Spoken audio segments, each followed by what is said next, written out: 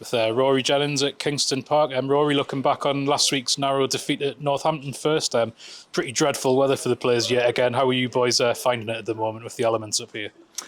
Yeah, it's obviously difficult to play an expansive game in those conditions, but it's part and parcel of playing in England and playing up in the northeast. So it's something that we're used to as a team, and we need to take advantage of, really. And perhaps we didn't so on Sunday.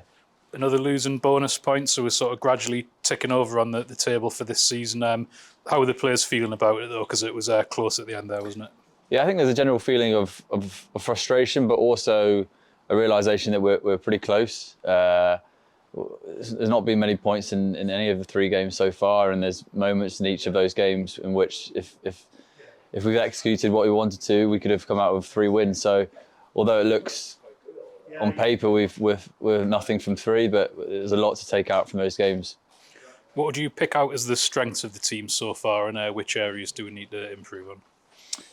I think in all three games there's been different things that we've been strong in, and different things that we've needed to work on. I think an overriding thing is that the lads are willing to work for each other really hard. You can see the way the boys are getting off the floor and defending with their hearts. But there's just a few bits there that we can switch on and improve. And I think our main strength, if you look on paper, is the way that we can move the ball and get the ball to some of our speedsters. So we need to continue that and probably add to that a little bit more. Speaking of speedsters, we've got Mateo Carreras and his Argentinian contingent back in training this week. How much of a boost will that give to the squad? I think a massive boost. I think obviously you've seen how well they did in the World Cup, and the wealth of experience that they bring to the squad, and whether they're involved or not, I think they're just going to bring a massive boost to training in terms of the standards they bring on and off the pitch, and the experience they bring. So yeah, they've brought a massive amount of energy so far. Back down to London this weekend, playing Harlequins. Obviously, you've been with London Irish for the past couple of seasons. I'd imagine, hopefully, wanting some better weather, shall we say?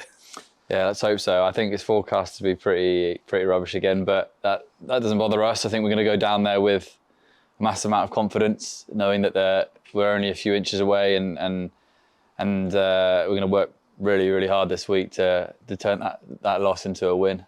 What sort of challenge do you think we'll face from Quins? I guess probably similar to Northampton in many respects in terms of how they play the game.